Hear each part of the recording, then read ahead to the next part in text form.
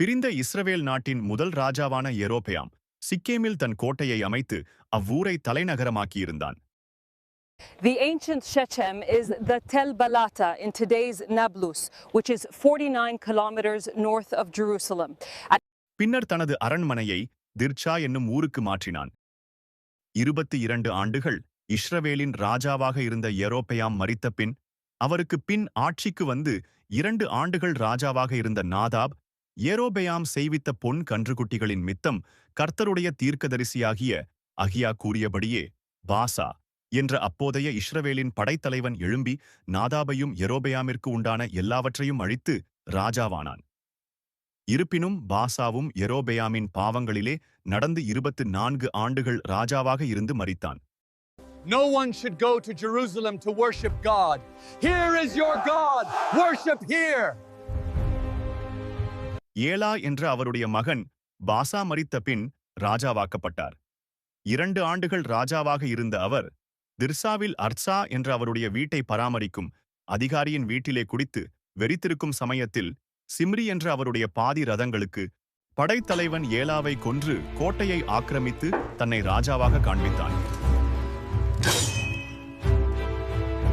சிம்ரி ஏலாவிற்கு உண்டான எல்லாவற்றையும் உறவினர்களையும் நண்பர்களையும் கொன்றான். ஏகூ என்ற தீர்க்கதரிசி கூறியிருந்தபடியே பாசாவின் பாவங்களின் மித்தமாக இது எல்லாம் நடந்தது. அவன் 7 நாள் ராஜாவாக இருந்தான். அவன் உடனடியாக இஸ்ரவேலிய ஜனங்களையும் பாவம் செய்ய வைத்ததாக வேதம் பதிவிடுகிறது. அச்சமயத்தில் முழு இஸ்ரவேலின் படையும் பெலிஸ்தியரை எதிர்த்து கிபிதோனுக்கு சென்றிருந்தார்கள். ராஜா மரித்ததையும் சிம்ரி ராஜாவானதையும் கேள்விப்பட்ட இஸ்ரவேலின் இராணுவம் உம்ரி என்ற முழு இஸ்ரவேலுக்கும் படைத்தலைவனின் தலைமையில் சிம்ரியை எதிர்க்க திரும்பினார்கள். முழு இஸ்ரவேலின் படையும் திர்ச்சாவை முற்றுகையிட்டதாலும் அவன் பாவங்களின் மித்தமாக தேவனும் அவனை கைவிட்டதாலும் தப்பிக்க வழியில்லை என்று நினைத்து சிம்ரி தேவனிடத்தில் திரும்பாமல் அரண்மனையை தீக்கொளுத்தி தானும் தற்கொலை செய்து கொண்டு மரித்தான். சிம்ரி வெறும் 7 நாள் மட்டுமே ராஜாவாக இருந்தான் என்பது குறிப்பிடத்தக்கது. இஸ்ரவேலிய இராணுவம் உம்ரியை ராஜாவாகவும் இஸ்ரவேலிய ஜனங்கள் அப்போதைய கணம் பொருந்திய திப்னி என்பவனையும் ராஜாவாக்கினார்கள். பின் எழுந்த கிளர்ச்சியால் திப்னி மரிக்கவே உம்ரி முழு இஸ்ரவேலுக்கும் ராஜாவானான். அவனுக்கு முன்னிருந்த ராஜாக்களை காட்டிலும் உம்ரி மிகவும் பொல்லாதவனாக இருந்து கர்த்தருக்கு கோபம் மூட்டினான் என்று வேதம் பதிவிடுகிறது. யெரொபெயாம் முதல் சிம்ரி வரையிலான 5 அரசர்களும் திர்ச்சாவில் இருந்த கோட்டையிலிருந்தே ஆட்சி செய்தார்கள். அவர்களுக்கு பின் 6ஆவதாக ராஜாவான உம்ரி யெரொபெயாம் கட்டின அரண்மனை தீக்கொளுத்தப்பட்டு சேதமடைந்ததால் அவனும் திர்ச்சாவில் இருந்தவாறே சேமேர் என்ற மனிதனுக்கு சொந்தமான மலையை 2 தாலந்து வெள்ளிக்கு வாங்கி அங்கு புதிய தலைநகரத்தை கட்டி அந்த சேமேரை நினைவுகூரும் வகையில் சமாரியா என்று பெயரிட்டான்.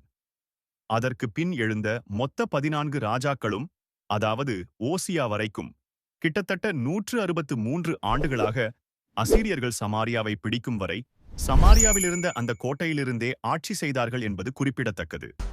உம்ரி ஆண்ட 12 வருடத்தில் 6 வருடம் திர்சாவில் இருந்தும் அவனின் கடைசி 6 வருடம் சமாரியாவிலிருந்தும் ஆட்சி செய்தான். அந்த சமாரியா என்பது பெலிஸ்தியரின் வெஸ்ட் பேங்க் இல் அமைந்துள்ள சபெஸ்டியா என்கிற கிராமமாகும். உம்ரி கட்டின பின் இஸ்ரவேலிய ராஜாக்கள் புதுப்பித்த அந்த அரண்மனையின் பாகங்களையும் தடயங்களையும் இன்றும் முறையான அனுமதி பெற்று நேரடியாகவே காண முடியும். 1908ஆம் ஆண்டு முதல் 1935ஆவது ஆண்டு வரை நடந்த தொல்லியல் ஆராய்ச்சியில் உம்ரி மலைக்கு மேல் கட்டின அவன் அரண்மனையின் பரப்பளவு சுமார் 4 ஏக்கரா என்று உறுதிப்படுத்தப்பட்டுள்ளது. அது ஒரு கிரிக்கெட் மைதானத்தின் பரப்பளவுக்கு சமம். உம்ரி மரித்ததும் ஆகாப் என்ற அவனுடைய மகன் ராஜாவானான். அவன் தனக்கு முன்னிருந்த எல்லா ராஜாக்களையும் தன் தகப்பனாராகிய உம்ரியை பார்க்கிலும் கர்த்தரின் பார்வையில் மிகவும் பொல்லாதவனாக இருந்தான் என்று வேதம் பதிவிடுகிறது. அவன் ஆட்சி செய்த நாட்களில் அன்றைய பழைய நகரமாக இருந்த சீத்தோன் என்றும் போனீசியா என்றும் சொல்லப்படுகிற நாட்டை ஆண்ட ஈத்பால் என்ற ராஜாவின் மகளான ஏசபேல் என்னும் இளவரசியை ஆகாப் தனக்கு மனைவியாக கொண்டான். அந்த சீத்தோன் நாடு இஸ்ரவேலிய, பெலிஸ்திய மற்றும் லெபனோனின் எல்லையில் கடலுக்கு அருகே இருந்த வர்த்தக நாடாகும்.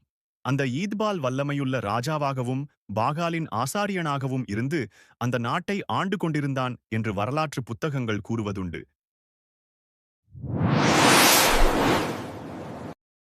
ஆகாப் தன் மனைவியான ஏசபேலின் பேச்சை கேட்டுக்கொண்டு அவள் பணிந்த பாகால் என்னும் தெய்வத்தை தானும் பணிந்து முழு இஸ்ரவேலின் வரலாற்றிலே முன்பு காணப்படாதவாறு பாகாலுக்கென்றே ஒரு பெரிய ஆலயத்தையும் பலிபீடத்தையும் சமாரியாவிலே கட்டினான்.